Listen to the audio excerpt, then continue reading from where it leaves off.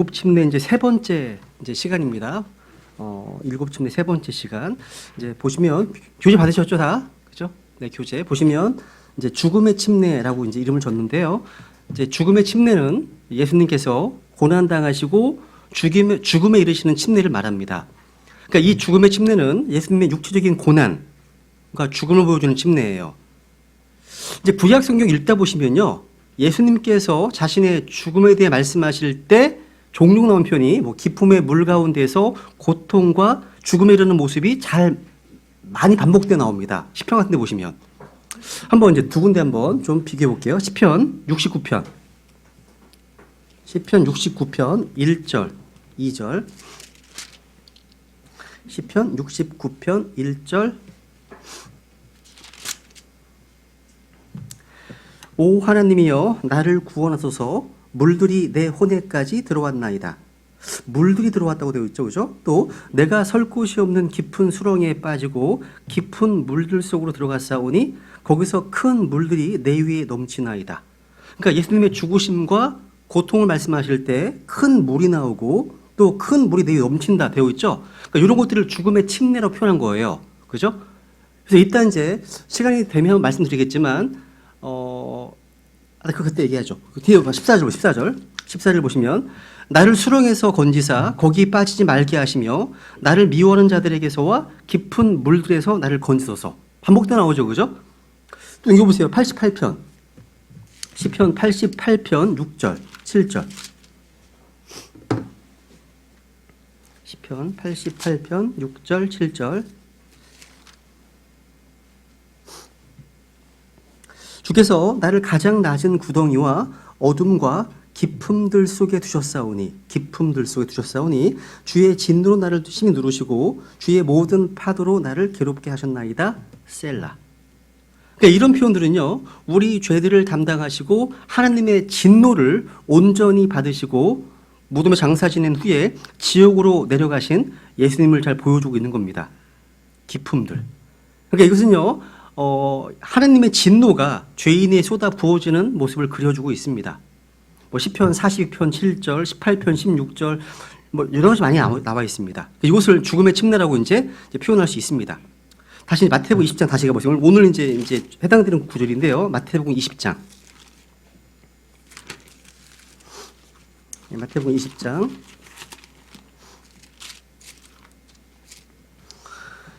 20절부터 한번 읽겠습니다. 마태복음 20장 20절부터 읽겠습니다. 한번 같이 읽어보죠. 24절까지. 시작. 그때 세베대의 아이들의 어머니가 자기 아들들과 함께 그분께 나와 그분께 경배하며 그분에게서 무엇인가를 바라매 그분께서 그녀에게 이르시되 네가 무엇을 원하느냐 하시니 그녀가 그분께 이르되 주의 왕국에서 나의 이 두 아들이 하나는 주의 오른편에 다른 하나는 왼편에 앉는 것을 허락하옵소서 하거늘 예수님께서 응답하여 이르시되 너희가 구하는 것을 너희가 알지 못하는도다. 내가 마실 잔을 너희가 마실 수 있으며 나를 잠기게 한 그 침례를 받을 수 있느냐 하시니 그들이 그분께 이르되 우리가 할 수 있나이다 하매 그분께서 그들에게 이르시되 너희가 참으로 내 잔을 마시고 나를 잠기게 한 그 침례를 받으려니와 내 오른편과 내 왼편에 앉는 것은 내가 줄 것이 아니니라. 다만 내 아버지께서 누구를 위해 그것을 예배하셨든지 그들이 그것을 받을 것이니라 하시니라. 그 10명이 그것을 듣고 두 형제에게 분개하거늘. 보세요. 지금 사복음서에 보시면요, 주님을 따르는 제자들에게 한 가지 커다란 문제가 있었습니다. 그게 뭐냐면 누가 가장 큰 자인가, 누가 더 큰 자인가, 이런 다툼과 갈등의 문제가 있었다는 거죠. 이것은 오늘 우리가 이제 공부하게 될 죽음의 침례를 말씀하실 때의 배경으로 너무나 대조적인 그림을 보여주고 있습니다. 성경에는요, 뭐 큰 자, 작은 자 이런 말이 참 많이 나오죠, 그죠? 고린도전서 15장 9절에 보시면 바울은 얘기합니다. 나는 사도들 중에서 가장 작은 자다 말씀하십니다. 또 에베소서 3장 8절에 보면요, 그분께서 모든 성도들 중에서 가장 작은 자보다 더 작은 나에게 이렇게 고백했습니다. 또 바울이 쓴 마지막 서신서라 디모데 후서 전서에 보시면 나는 죄인들 중에 우두머리다 고백했습니다. 저도 여러분이 묻겠습니다. 세상에서 가장 위대한 자, 가장 큰 자가 누굽니까? 가장 큰 자. 정반대로 생각하시면 되겠죠. 그죠? 빌립보서 2장, 이렇게 해서 빌립보서 2장. 죽음의 침례에 대한 대조견 배경을 한번 좀 살펴보고 넘어가겠습니다. 빌립보서 2장 9절. 빌립보서 2장 9절. 그러므로 하나님께서도 그분을 높이 올리시고 모든 이름 위에 있는 이름을 그분에게 주사 하늘에 있는 것들과 땅에 있는 것들과 땅 아래에 있는 것들의 모든 무릎이 예수라는 이름에 굴복하게 하시고 또 모든 혀가 예수 그리스도는 주시라고 시인하여 하나님 아버지께 영광을 돌리게 하셨느니라. 가장 위대한 자, 가장 큰 자는 바로 예수님이시죠. 그죠?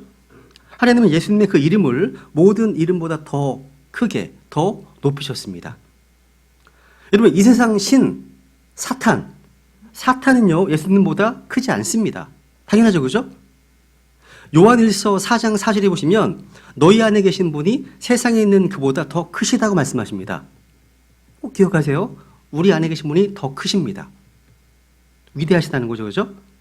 우리 주님께서는요, 사람들에게 위대한 자, 큰 자에 대해서 자주 말씀하셨습니다. 제가 지난 신학원 강의 시간에 침례 요한에 대해서 말씀드리면서 인용했던 적이 있었죠. 한번 다시 보겠습니다. 누가복음 7장 11절. 누가복음 7장 보세요 한번. 누가복음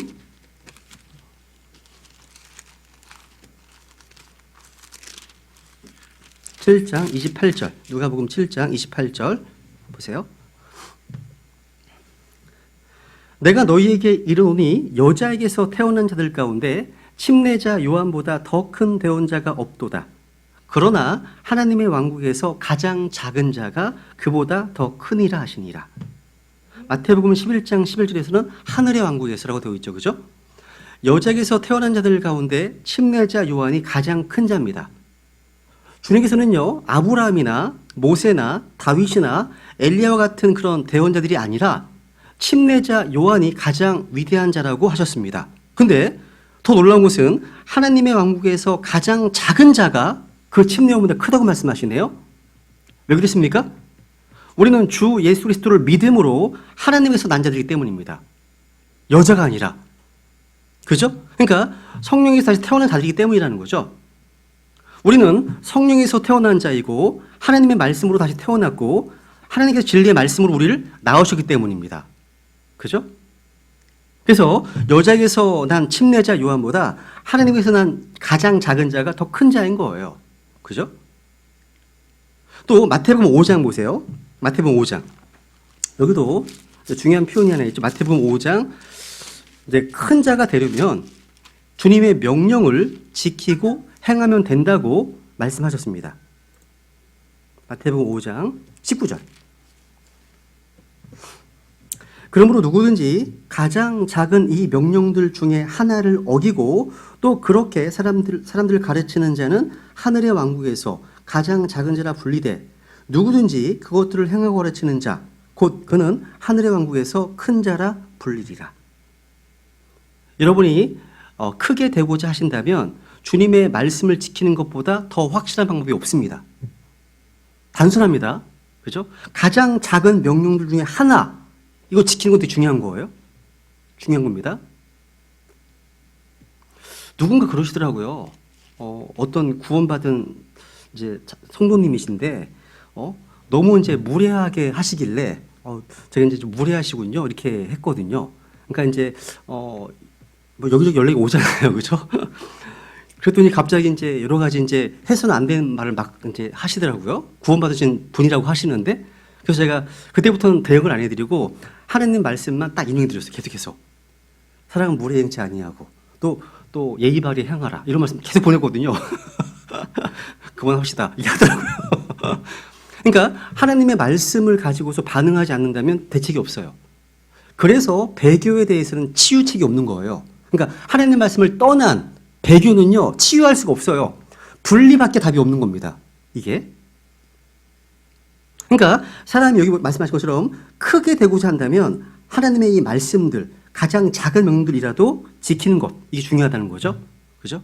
그리고 하나님의 말씀, 시제, 접속사, 접사 하나하나에 꼼꼼하게 다 확인하셔야 돼요. 그래서 로컬 목사님의 그 자서전에 읽다 보시면 그런 얘기가 나와요. 어떤 이단들과 만나서 얘기하는데 이단은 이상하게 시제를 조금 바꾸다든가 아니면 뭔가를 뺀다는 거예요. 그러면 안 돼요. 예를 들어서 아브라함이 있기 전부터 나는 있느니라.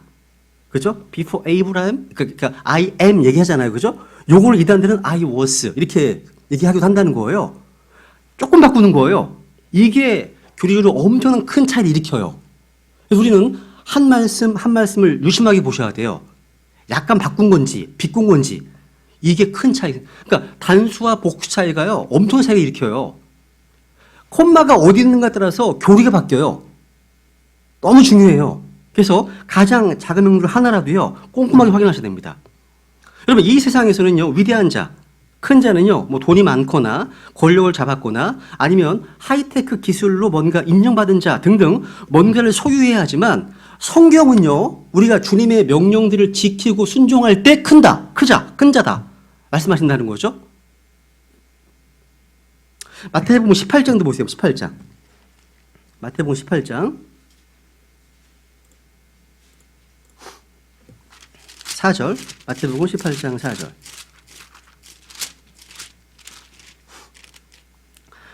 그러므로 누구든지 이 어린아이처럼 자기를 낮추는 자, 곧 그가 하늘의 왕국에서 큰 자니라.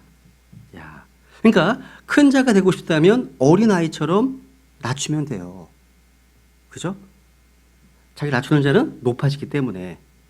또 하나 더 볼까요? 넘겨부터 20장. 마태복음 20장 26절. 마태복음 20장 26절. 그러니까 교회 안에서 진짜 큰 자가 누군지 성경은 말씀하고 있습니다. 마태복음 20장 26절. 너희끼리는 그리하지 말지니 너희 가운데 누구든지 크게 되고자 하는 자는 너희를 섬기는 자가 되고. 그러니까 크게 되고자 한다면 섬기는 자가 되어야 합니다. 성경은 섬기는 자가 큰 자다 이렇게 증언하고 있습니다. 이건 위대한 역설이죠. 역설입니다. 역설이란 말, 성경이 역설로 가득합니다. 성경은요. 역설이란 게 뭐예요? 모순된 것 같으면서도 사실인 겁니다. 이게 일반적인 상식과 이성을 거스르지만 실질적 내용은 진리를 나타내는 표현을 가리키는 거죠. 지는 것이 이기는 것이다. 그죠? 바쁘거든 돌아서 가라. 이런 식이에요. 그런데 이런 면에서 성경 말씀만큼 역설의 진리가 풍성한 책은 없습니다. 성경은 온통 역설의 진리로 가득합니다. 이건요, 하나님께서 인간의 지혜를요, 이 세상의 지혜를 없는 것으로, nothing, 무로 돌리시고요, 하나님께서 약하고 어리석은 것들을 통해서 세상을 부끄럽게 하시기 위해서 마련한 장치입니다. 우리는 산상순 몇 줄만 읽어봐도요, 이게 우리의 이성과 상식으로는요, 납득할 수가 없는 주님의 말씀드립니다. 가난한 자는 복이 있나니. 왜 가난한 자가 복이 있습니까? 또 주는 것이 받는 것보다 복이 있다 하지. 그죠? 또 의에 줄이고 목마른 자는 복이 있다. 핍박을 받는 자는 복이 있다. 이라 역설이에요. 이게 이 세상 관점에서는 말이 안 돼요. 말이 안 됩니다. 그러니까 복이라 할 수 없는 것들이죠. 오른밤을 때리거든 왼밤을 돌려주라. 그죠? 겉옷을 달라고는 속옷도 내어주라. 이건 다요. 인간의 지혜와 인간의 이성을 무용하게 하는 것들이에요. 진리입니다. 진리예요. 여러분 종종 그런 얘기 많이 들으셨을 겁니다. 김익두 목사님 얘기를 들어보셨을 거예요. 김익두 목사님이 구원받습니다. 구원받고 나서 자기가 죽었다는 부고장을 친구들과 친지들에게 돌렸습니다. 어느 날 친구가 죽었다는 김익두가 살아서 돌아다니자 한 시장 상인이 속았구나 해서 무를 끼얹었습니다. 김익두는 조폭이었거든요. 오늘 말로 깍두기였습니다. 조폭이었어요. 김익두가 하는 말이 이제 김익두가 그 물세를 받은 후에 이렇게 얘기합니다. 김익두가 죽었으니 망정이지 김익두가 살아 있었더라면 당신 오늘 죽었다 이렇게 합니다. 이게 성경적 진리예요. 이분은요 역설의 진리를 제대로 이해했던 겁니다. 그죠? 그러니까 큰 자가 되려면 작은 자가 되어야 됩니다. 큰 자가 되려면 섬기는 자가 되어야 말씀하시는 거죠. 그래서 교회 안에서 진짜 위대한 큰 자가 누굽니까? 조용히 묵묵히 섬기는 자입니다. 아니 그분들은 교회에서 그러니까 저는 이상적인 교회 모습이 어떤 모습이에요? 교회 모든 성도들이 다 함께 섬기는 자가 이상적인 교회예요. 소수의 몇 사람만 주일날이 주일날 되는 교회가 좋은 교회가 아니라 모두가 다 섬기는 자가 돼야 되겠죠. 그죠? 다시 이제 마태복음 20장 다시 가보세요. 근데 이게요, 예수님의 이런 관심과 제자들의 관심이 너무 달랐다는 거예요. 마태복음 20장 다시 가보세요. 20장. 아까 읽어보시죠. 그죠? 여기 17절부터 보시면 주님께서는 이제 십자가를 지금 마음에 두고 계십니다. 17절. 예수님께서 예루살렘으로 올라가실 때 그래서 12제자를 따로 데려다가 그들에게 이르시되 보라 우리가 예루살렘으로 올라가노니 사람의 아들이 배반을 당해 수제사장들과 서기관들에게 넘겨짐에 그들이 그를 정죄하여 죽게 하고 이방인들에게 넘겨줘 그를 조롱하고 채찍질하고 십자가에 못 박게 할 것이요 셋째 날에 그가 다시 일어나리라 하시니라. 이런 말씀 하십니다. 십자가를 말씀하시잖아요. 그런 상황 가운데 지금 제자들이 뭘 얘기를 합니까? 주의 왕국의 오른편에 누구, 왼편에 누구 이런 얘기를 하고 있는 거예요. 지금 배경이 이해되세요? 주님은 자신이 마셔야 될 쓰리쓴 하나님의 진노의 잔을 말씀하시고 침례를 말씀하시는데 제자들은 누가 더 큰지 이런 문제를 지금 포커스 맞추고 있다는 거죠. 또 지금 이 야고보와 요한만 그게 아니라 그 어머니까지 그 어머니가 요구한 것 주님은 답변하지 않으셨습니다. 야고보와 요한에게 말씀하십니다. 21절 보시면 너희가 구하는 것을 그러니까 너희는 너희가 구하는 것을 모른다. 마가복음 10장 보세요. 마가복음 10장. 마가복음 10장에 보시면 여기서 이제 어머니가 그 야고보와 그 요한의 어머니가 이제 요구한 거고요. 마가복음 10장에 보시면 직접 야고보 요한이 요구를 합니다. 35절. 마가복음 10장 35절. 세베대의 아들들인 야고보와 요한이 그분께 나와 이르되 선생님이요 우리가 무엇을 원하든지 선생님께서 우리를 위해 그것을 해주시기를 원하옵나이다 하매. 야, 여기는 지금 야고보와 요한이 직접 주님께 왕자를 지금 요구하는 것으로 기록되어 있습니다. 마태복음에서는요 그 어머니가 요구했고요. 이것은 사도 야고보와 요한의 어떤 형제였고요. 또 그 어머니의 소원이었다는 거죠. 여기서 우리는 어머니의 큰 사랑을 보게 됩니다. 어머니의 큰 사랑. 이 사랑은요 자식들을 위해서라면 무슨 일이든지 할 수 있는 고마운 사랑입니다. 그런데 인간의 사랑은요 아무리 고귀해도 이기적일 수밖에 없습니다. 이기적인 거예요. 그죠? 이 두 아들의 어머니는요 다른 제자들보다 자기 아들들도 높여달라고 요구했습니다. 무슨 얘기예요? 결국 우리가 말하는 어머니의 큰 사랑은요 이타적인 사랑이 아니라 이기적이구나 보게 되는 거예요. 이기적인 사랑. 네. 그러니까 이들은요 12제자 가운데서 가장 높은 지위를 원했어요. 가장 높은 권력을 원했다는 거죠. 그죠? 가장 큰 자가 되기 원했다는 거죠. 그러니까 이게 보면요 이 당시 예수님의 제자들의 영적 수준을 보게 돼요. 영적 수준을요. 수준을 지금 야고보 요한이 지금 뭘 요구하고 있습니까? 자기 영광을 위해서 구하고 있잖아요. 자기 영광을 위해서. 그죠? 여러분은 어떠십니까? 여러분은? 한번 생각해 보세요. 여러분 다른 누군가가 잘 되기를 원하세요? 아니면 내가 잘 되기 원하세요? 여러분 기도하실 때 다른 시대를 위해서 더 기도를 많이 하시나요? 아니면 자기 위해서 더 많이 하시나요? 네, 한번 좀 그러니까 로마서 15장 보세요. 로마서 15장 2절을 보세요. 한번 두 구절 보고 넘어가요. 로마서 15장 2절. 로마서 15장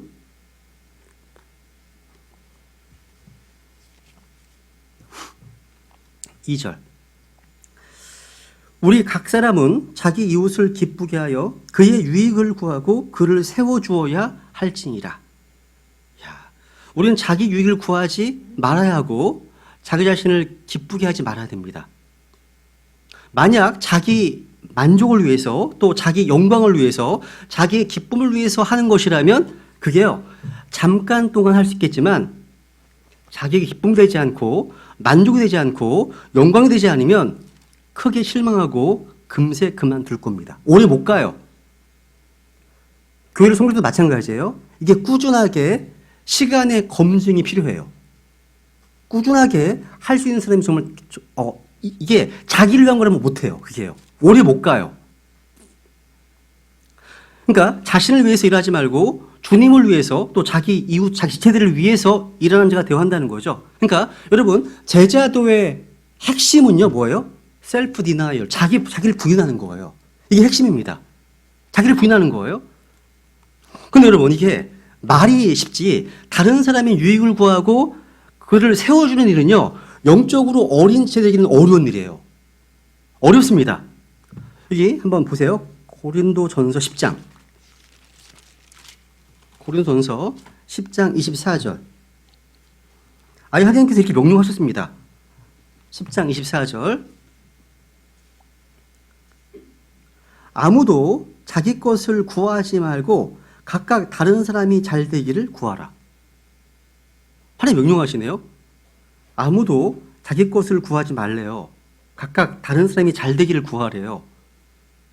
여러분 이 말씀에 순종하려면 우리 안에 그리스도의 사랑이 없으면 불가능합니다. 여러분 사랑장에 보시면 사랑은 자기를 사랑하지 않는다. 우쭐대지 않는다. 자기 것을 추구하지 않는다. 말씀하시잖아요. 그죠? 그러니까 자식을 사랑하는 부모들은 자신의 유익보다 언제나 자녀들의 유익을 먼저 생각하고 훨씬 더 많이 구합니다. 자식들에서 훨씬 많이 구합니다. 또 사랑에 빠진 사람을 생각해 보세요. 자기 것을 구하지 않고 사랑하는 사람의 것을 먼저 생각하고 그것을 구합니다. 그런데 성도들 간은요. 부모 자식 지간도 아니고 연인지간이 아님에도 불구하고 이렇게 늘 실행해야 됩니다. 무엇 때문이죠? 이게?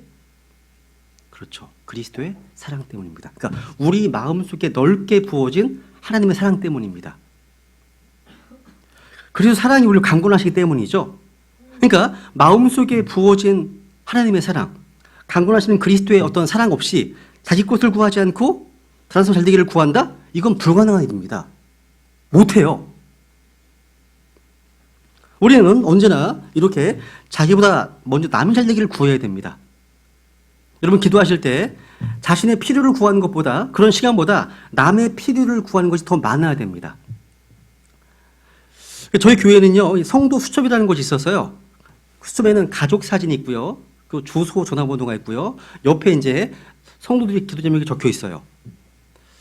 저 자매는 이제 오늘 토요일 같은 일, 토요일 밤 되면 이제 자기 전에 성도님들 가정을 기억하면서 한 가정 한 가정 중보한 후에 잠자리에 듭니다. 그 지체들의 가족 사진을 보면서 얼굴을 떠올리면서 기도 제목들을 가지고 기도하는 거죠. 그런데 이게 목회자들만 해야 하는 것이 아닙니다. 서로가 함께 하는 거예요. 다른 지체들을 위해서. 필요합니다. 우리 구원받은 모든 성도들은요. 성경 말씀대로 교회를 에디파잉, 교회를 세우는 일에 뛰어나기를 구해야 한다고 주님 명령하시는데 여기 순종해야 됩니다. 근데 교회를 세우는 데 있어서 가장 중요한 게 말씀과 기도예요. 우리는 말씀은 굉장히 포커스 맞춰져 있어요. 기도가 굉장히 부족해요. 균형을 이루어야 됩니다. 말씀과 기도가요. 많이 필요해요. 근데 복음서에 나오는 이 야고보와 요한의 모습은 남이 잘 되기를 구하는 정도의 영적 성숙함이 없었습니다. 굉장히 어린 거죠. 그죠? 우리가 형제를 사랑한다는 것, 지체들을 사랑한다는 것은요. 그의 유익을 구하고 그가 잘 되기를 구하는 거예요. 근데 오늘날 이 마지막 교회 시대의 최종 단계가 라오디게아 교회잖아요. 이 라오디게아 교회 시대 크리스천들 한번 보세요. 크리스천들. 제가 보기에 대다수가 자기 자신의 일을 구합니다. 자기 일을 구한다는 거죠. 형제 자매들의 유익을 구하지 않는 정도가 아니라 그리스도의 일들조차도 구하지 않습니다. 그렇게 보여요. 이것을 빌립보서 2장에 보시면 바울이 책망합니다. 빌립보서 2장. 빌립보서 2장 21절.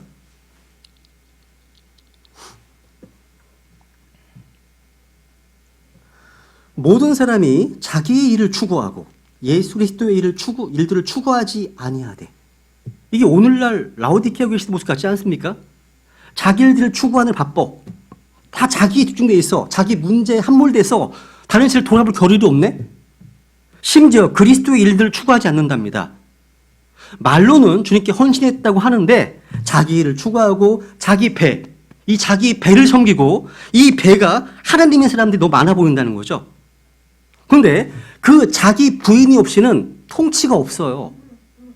그러니까 십자가 없이는 왕관이 없다는 거죠. 순서가요. 여러분, 야고보와 요한은요, 다가올 왕국의 시대에 주님께서 왕으로 임하시는, 왕자 임하시는 그때 자신들을 좌편과 우편에 앉게 해달라고 요청했잖아요. 근데 이들이 솔로몬처럼 지혜를 요구한 것, 원하는 것도 아니고, 병들처럼 치유를 원하는 것도 아닙니다. 이들은 영광과 권세를 원했습니다. 높은 지위와 신분을 원했다는 거죠. 그런데 여러분, 이렇게 큰 영광을 얻고자 한다면 주님을 위해서 더 많이 수고하고 고난을 감당해야 됩니다. 그죠? 그러니까 영광과 어떤 보상과 상급, 이것은요, 우리의 행위와 수고에 따른 보상이기 때문이에요. 구원은 하나님의 선물이지만 보상은 우리의 행위에 따른 겁니다. 그죠? 근데 야고보와 요한은요, 이것을 그냥 선물로 거저 얻고자 했던 거예요. 그러니까 야고보와 요한은요, 아무런 수고 없이, 아무런 고난과 고통 없이 곧바로 보상 얻고자 했던 겁니다. 그냥 구한 거예요. 주님 오실 때 우편함, 이렇게. 아닙니다. 여러분, 고난 없는 영광을 달라고 구한 겁니다. 이건 불법입니다. 불법. 반칙이죠. 반칙인 거예요. 경계하는 자는요, lawfully, 법대로, 규칙대로 애쓰지 않으면 상을 얻지 못합니다. 야고보와 요한은요, 주님께 나와서 자신들에게 미리 주님의 좌우편에 앉게 하도록 그 자리를 확증받고자 했습니다. 근데 그게 안 돼요. 안 됩니다. 몇 글 볼게요. 두 구절만. 고린도전서 3장 3절, 3장 8절. 고린도전서 3장 8절.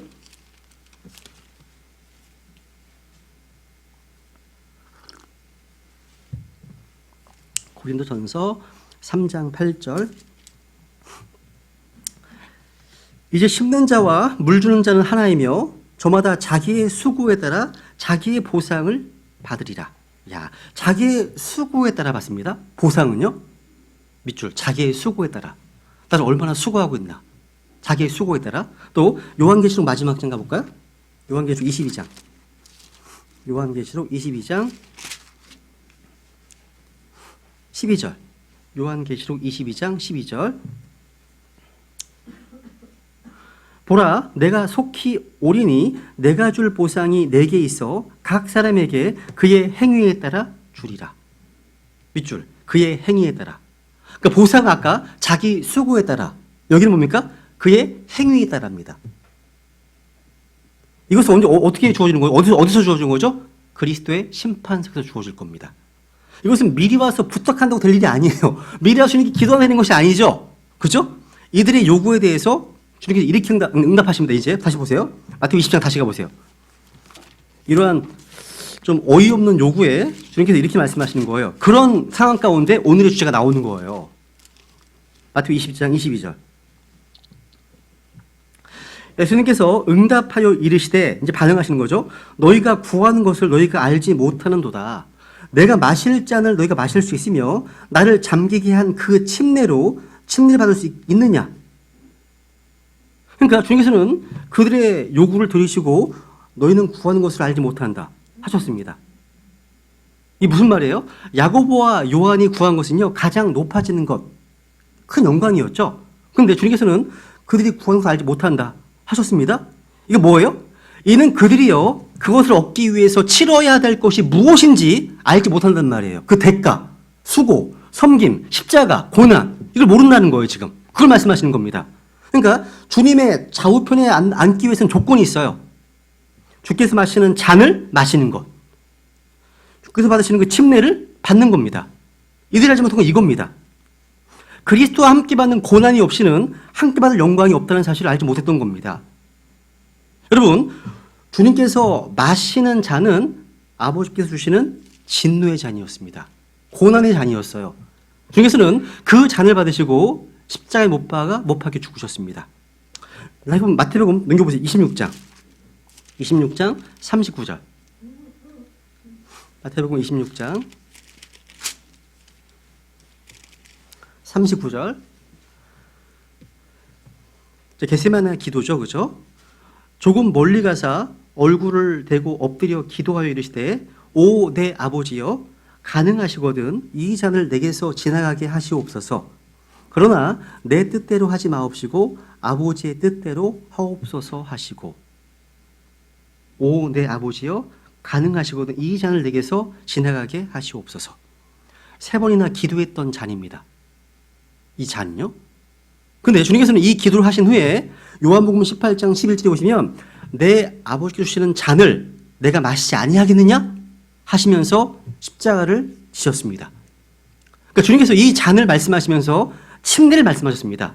그러니까 주님께서 받으신 침례는 바로 고난과 죽음의 침례입니다. 십자가의 침례. 그죠?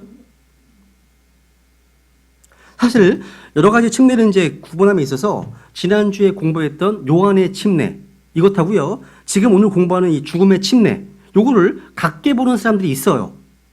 근데 이 둘은 전혀 다른 거예요. 그러니까 요한의 침례는요. 이스라엘 백성들에게 예수 그리스도를 나타내려는 사역으로서의 침례에 순종하신 거잖아요. 그죠?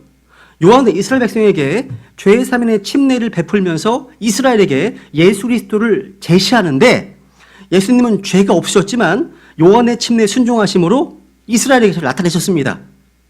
결국 이 침례는 요한의 침례에 속합니다. 근데 여기서의 침례는요. 미래형으로 되어 있어요. 미래형으로. 보세요. 내가 마실 잔이잖아요. 그러니까 이 침례는 마태복음 3장에서 받은 침례가 아니라 미래의 침례입니다. 그래서 어떤 조직신학 체계는 이 두 개를 같이 연관시켜서 설명하거든요. 틀린 겁니다. 구분해야 되는 거예요. 미래의 침례입니다. 마태복음 20장에서 주님께서 말씀하신 데는 자신의 죽음을 가리키는 거예요.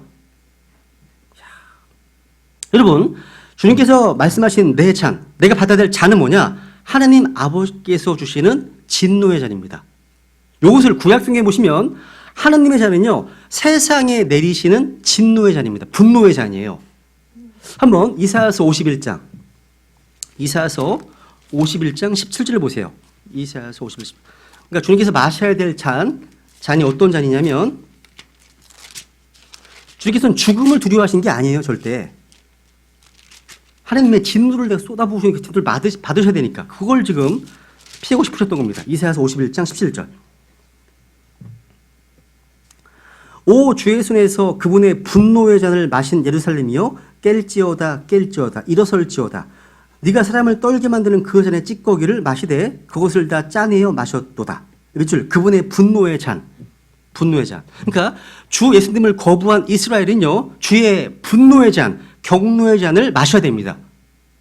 예루살렘은 그분의 분노의 잔을 마셨습니다. 그것은 바로 뭡니까? 앞으로 교회가 휴거되에 다가오게 될 7년 대환란, 야곱의 고난의 시기를 말합니다. 그리고 이방 민족들도 주님의 손에서 경노의 포도즙을 마시게 됩니다. 예레미야 25장 보세요. 예레미야 25장. 이게 예루살렘만 있는 게 아니라 예레미야 25장 보세요. 25장 보시면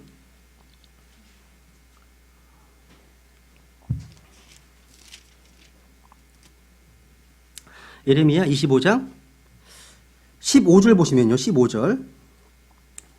주 이스라엘 하나님께서 내게 이같이 이르시되 내 손에서 이 경노의 포도즙 잔을 가져다가 내가 너를 보내어 경고하게 한 모든 민족들로 하여금 마시게 하라. 자, 이방인들도 포함되네요. 그죠?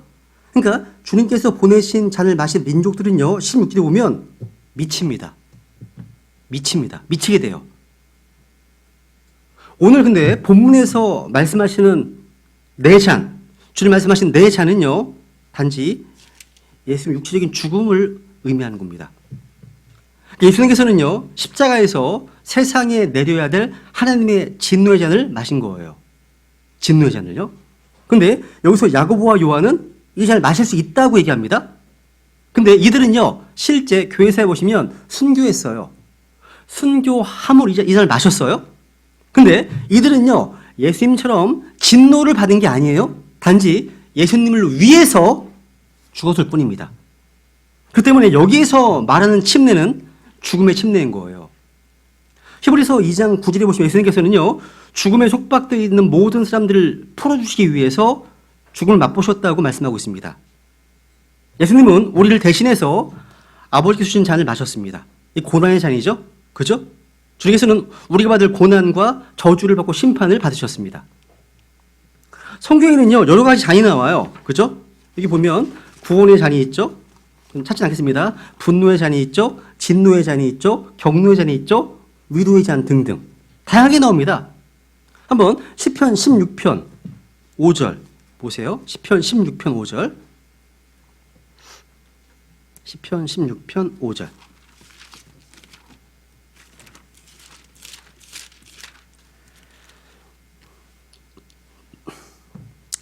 주께서는 나의 상속 유업과 나의 잔의 몫이오니 주께서 나의 몫을 지키시나이다.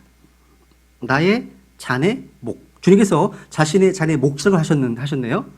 이 잔이 얼마나 중요한지 몰라요. 주께서는요, 십자가를 지시기 전날 제자들과 잔을 나누셨습니다. 보죠? 그죠? 새 상속 언약. 한번 확인해 볼게요. 이제, 누가복음 22장 갈게요. 누가복음 22장. 누가복음 22장 20절. 누가복음 22장 20절.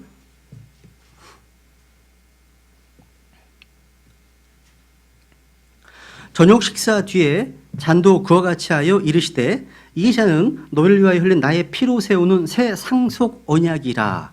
와, 여러분 이 잔이야말로 인류 역사상 가장 중요한 의미를 담고 있는 역사적인 잔이 아닐 수 없습니다. 사도 바울은 이 잔을요, 축복의 잔, 또 이걸 주님의 잔 이렇게 정의했습니다. 그래서 고린도전서 10장 21절에 보시면 너희가 주의 잔과 마그대 잔을 겸하여 마실 수 없다 말씀하십니다. 주의 잔과 무슨 잔이 있어요? 마그대 잔이 있대요. 마그대 잔. 오늘날 사람들 술을 마시면서 우리 한 잔 했다고 얘기합니다. 그죠? 한 잔 했대요. 근데 여러분 이들이 마시는 잔은 다 마그대 잔입니다. 신명기 32장에 보시면요, 그들의 포도주는 용들의 독이요 독사의 지독한 독이라 하셨습니다. 그 속에는요 용들의 독이 가득합니다. 그러니까 술을 마시는 일은요 단순히 뭐 비즈니스상 아니면 인간 관계상 마신다고 타협할 수 있는 일이 아니에요. 그것은요 마귀들의 잔이고 용들의 독이고 독사의 지독한 독이라고 할 수 있습니다. 우리는 교회에서 뭐 정한 날이 있죠. 그 정한 날에 이 주님의 잔, 축복의 잔을 마시는 거룩한 성도들이기 때문에. 그런데 참여하면 안 되는 거죠. 그죠? 아까 마태복음 26장에서요. 보세요. 26장. 26장. 아까 겟세마네 기도 주목해 보세요. 여기 보시면 마태복음 26장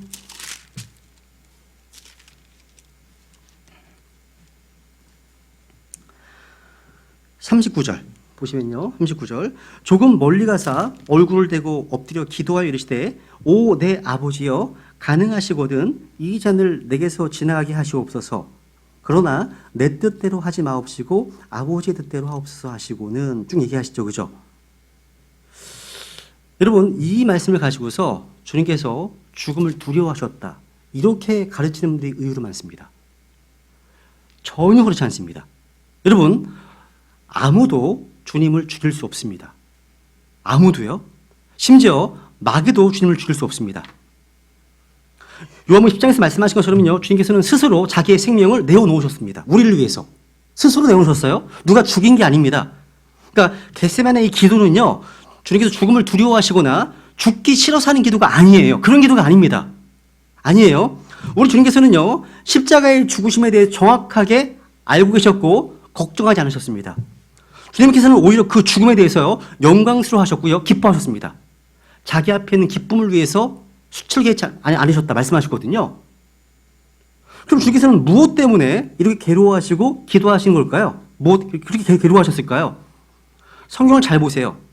아까 말씀드린 것처럼 주님께서는 지금 아버지께서 주시는 그 진노의 잔, 하나님의 잔을 면제해달라고 기도하는 겁니다. 왜? 십자가에서 하나님과 분리되는 경험을 하셨거든요. 그러니까 항상 나와 내 아버지 하나의 신이 하셨던 분입니다. 항상 함께 하셨습니다. 근데 십자가에서 아버지와 분리되는 경험을 하십니다. 이게 두려운 거예요. 이게 괴로운 겁니다. 괴로운 거예요. 그러니까 주님께서 십자가에서 못 박혀 죽으시는 동안에 인류의 죄를 향한 하나님의 모든 진노가 쏟아 부어질 것이기 때문에 아버지와 분리된 채 주님께서는요 십자가 위에서 채찍과 못으로 인한 어떤 육체적 고통이나 사람들의 비웃음이나 조롱 이런 정신적 고통보다 죄를 정자적 심판하시는 하나님이 쏟아부으시는 그 진노 그걸 받는 것이 괴롭게 힘드신 겁니다. 이게 포인트예요. 이게요. 주님께서는요 십자가에서 우리의 죄가 되셨고 우리의 저주가 되셨습니다. 주님께서는요. 그죠? 주님께서 아버지 하나를 치워달라고 간절히 기도하셨지만 자기 뜻대로 아니라 아버지의 뜻대로 순종하셨습니다. 결국 아버지의 잔을 마셨습니다. 그죠? 다 받으셨습니다. 이 주님의 기도는요, 자기의 뜻대로 응답받지 못했습니다. 그죠? 그렇다면 우리 또한 자신의 뜻을 꺾고 나의 뜻과 다른 아버지의 뜻을 기꺼이 받아들이려고 하는 그런 기도가 필요하다는 교훈을 주는 거예요. 주님도 그러셨는데, 그죠? 정리하면 이 죽음의 침례는요, 예수님께서 십자가에서 고난당하시고 죽으시는 것을 침례로 표현한 것입니다. 성경은 예수님께서 십자가에 죽으시고 지옥에 가시는 모습을 물을 통과하는 모습으로, 기품을 통과하는 모습으로 그려주고 있습니다. 이것을 죽음의 침례라고 표현할 수 있습니다. 시간이 좀 남았으니까요, 이제 제가 추가적으로요, 성경에서요, 저희 믿음의 선배들 가운데 우리가 이제 셋째 하늘에 가려면 기품의 물을 통과하잖아요. 그죠? 둘째 하늘과 셋째 하늘에 그 물층이 있잖아요. 그죠?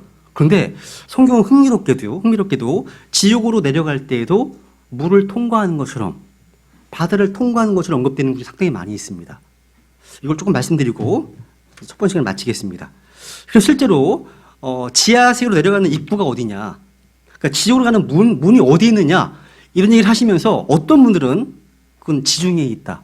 그러니까 요한계시록 9장을 말씀하시면서 지중해에 요 포라테스 강에 있는 네 천사를 풀어놓으니까 마귀의 군대가 올라왔잖아요. 아, 지하세계로 내려가는 어떤 그런 문이 그쪽에 있겠구나, 이렇게 가르치는 분도 계시고, 또 어떤 성경신자는요, 이분도 그 지옥으로 가는 입구에 대해서 얘기를 하면서 사해 쪽이다, 염해 쪽이다, 이렇게 얘기하는 경우도 있어요. 지금 얘기하는 거는요, 교리가 아니에요. 그냥 이제 시간이 남아서 여러분에게 성경을 좀 아주 많이 읽으신 분들이 얘기한 그런 재미있게 얘기한 것들 중에 하나니까 지금 말씀드린, 이걸 교리화 시키지 마세요. 뭐 나영성이 이렇게 얘기하더라고 얘기하지 마세요. 뭐 이거 성경을 좀 비교함으로 추측하는 것 뿐입니다. 이렇게 얘기하는 성경책이 많이 있기 때문에 미국에서는요. 그래서 우선은요, 사해바다는 염분 농도가 보통 바닷물의 약 6배가 높습니다. 그래서 생물이 살지 못해요. 그러니까 죽음의 바다, 데드시, 사해바다 그러잖아요. 죽음의 바다라는 이름이 여기서 나온 거예요. 그러니까 염분이 높은 사해바다 바닷물은요, 밀도가 크기 때문에 수영을 못하는 사람도 물 위에 뜰 수 있습니다. 저는 베프티스트 침례교 목사인데도 수영을 잘 못해요. 이게 수치죠, 그죠? 근데 거기 가면 붕 떠요. 사해바다 가면. 입니다. 요즘은 거기 또 유명하죠. 화장품도 유명하게, 사해바다에 물질에서 만들었다. 이거 되게 유명하거든요.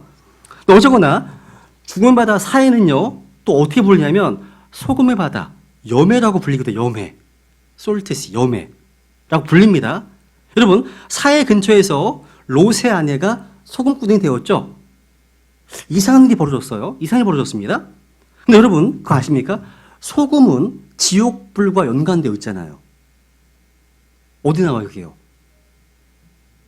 소금이 지옥불과 연관되어 있어. 어디 나와요?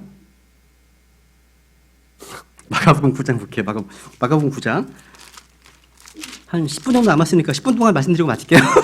마가복음 9장. 우선 46절. 마가복음 9장 46절 보세요.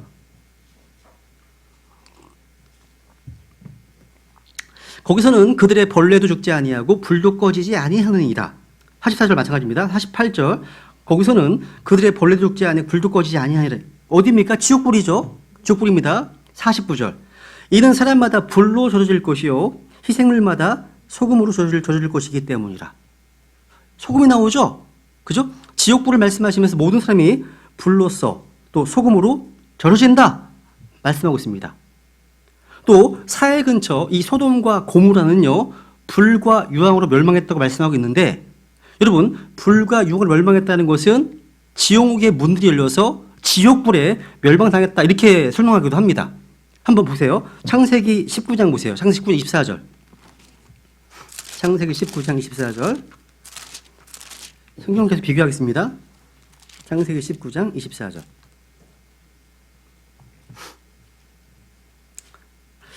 그때 주께서 하늘에서 주로부터 유황과 불을 비같이 소돔과 고모라에 내리사. 그러니까 유황과 불 밑줄. 유황과 불을 소돔과 고모라에 내리셨다고 말씀하고 있네요. 그죠? 근데 이 유황과 불이 어디에 또 있냐면 계시록 21장 보세요. 계시록 21장 8절을 보세요. 유황과 불. 계시록 21장 8절.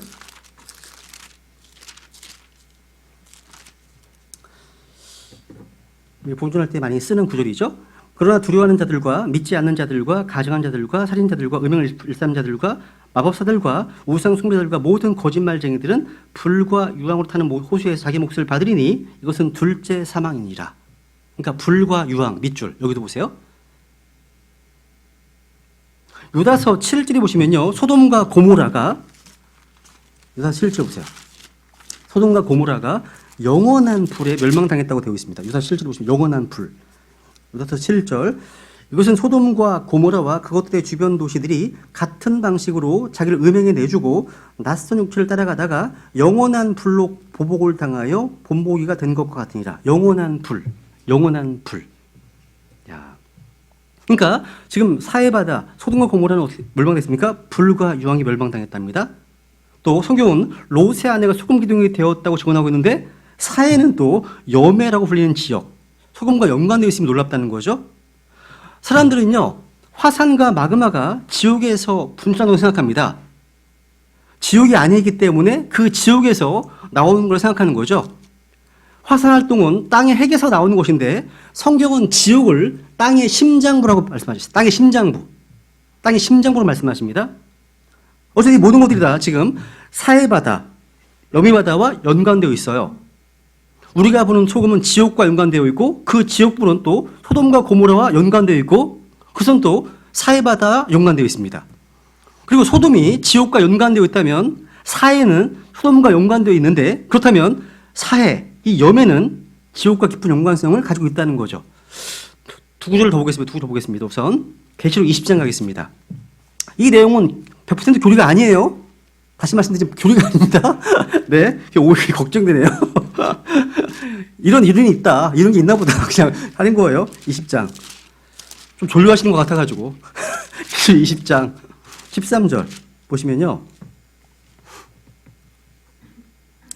바다가 자기 속에 있던 죽은 자들을 내주고 또 사망과 지옥도 자기 속에 있던 죽은 자들을 넘겨주며 그들이 각각 자기 행위들에 따라 심판을 받았고 여기 보시면 바다가 그 안에 자기 속에 있던 죽은 자를 내어준다고 되어 있죠. 그죠? 바다가 죽은 자를 내어주었는데 그것과 연관돼서 사망이 나오고 지옥이 나옵니다. 사망, 죽음과 지옥이 나오죠. 사망과 지옥이 그 안에 있던 죽은 자를 내어주었습니다. 주께서는 죽음과 바다를 연관시키고 계시잖아요. 성경은 왜 같은 구절 속에서 죽어있는 자들과 바다를 연관시키고 있을까요? 여러분, 땅에 더 낮은 지옥으로 불립니다. 지옥은 땅에 더 낮은 지옥으로 불립니다. 그러면 지옥과 가장 가까운 곳으로 가려면 가장 낮은 지옥으로 가야 되겠죠. 그런데 사해는 이 세상에서 가장 낮은 지역에 속한 곳입니다. 사해라는 곳이요. 근데 요나서 2장 갑니다. 요나서 2장. 요나가 이제 지옥으로 갔을 때 특이합니다. 요나는 지옥에 갔잖아요. 근데 지옥으로 가는 그 모습을 이제 기술하고 있는데 더 높은 곳에서 더 낮은 곳으로 내려가고 있습니다. 희한해요. 보세요. 요나서. 요나, 미가, 나옴. 요나서 2장 우선 3절. 요나서 2장 3절. 주께서 나를 깊음 속으로 바다들 한가운데로 던지셨으므로 넘치는 큰 물이 나를 에워쌌고 주의 모든 큰 물결과 파도가 내 위에 넘쳤나이다 라고 되어 있네요. 지금 요나의 혼이요. 지금 이제 영적인 영역으로 들어가고 있어요. 그래서 땅의 심장부 쪽으로 가고 있는 거예요. 거기가 지옥이거든요. 그래서 2절에 보시면 요나가 중간 부분 내가 지옥의 뱃속에서 부르짖었더니 얘기하고 있죠. 요나는 지옥에 갔습니다. 근데 요나가 죽어가면서 묘사한 내용을 보면 해수면이 점점 깊어지고 있음을 보게 돼요. 이것은 지옥을 향해 들어가고 있는 거예요. 즉 바다에 들어가서 지옥까지 연결되어 있음을 보게 되는 겁니다. 그래서 많은 성경신자들이 지중해나 바다 안이 지옥에 가는 그런 입구겠다 라고 얘기하는 거예요. 이런 근거를 가지고서 우리는 이 구절에서 왜 바다가 죽음과 연관되어 있고 그곳이 왜 지옥으로 들어가는 길이면서도 지옥으로 갈 수 있는 가장 가까운 장소인지 성경을 막 비교해 보니까 아, 그렇구나. 이렇게 이해한다는 거예요. 이렇게요. 이건 과학적인 어떤 허구가 아니라 실제 과학인 겁니다. 하나님 말씀에 근거한 거니까. 우리가 바다의 더 깊은 부분들로 들어가게 되면 어둠 속에서 너무 이상한 생물체를 발견하게 됩니다. 지금도요. 못 들어가잖아요. 그죠? 수압 때문에. 근데 이상한 창조물들이 발견되기도 합니다. 그죠? 근데 그것은 우리를 놀래키지 못합니다. 왜냐하면 성경은 요한계시록 9장에 보시면요. 땅 아래 지하 세계에서 이상한 게 올라오잖아요. 하이브리드 때 이상한 게 올라오지 않아요. 그죠? 여자의 머리털 같은 게 있고 말 달리는 소리 같은 막 사자 이빨이 막 나오잖아요. 올라오잖아요. 그죠? 그게 있어요. 지하에 있다는 거죠. 그러니까 지옥은요. 어둠으로 모여 있을 뿐만 아니라 거기에 너무나 이상한 것들이 많이 있음을 보여주는 겁니다. 뭐 이러한 주제는 신학원이니까 뭐 이런 내용도 있구나 한 말씀 드렸습니다. 조금 쉬었다가 두 번째 시간 하겠습니다. 네.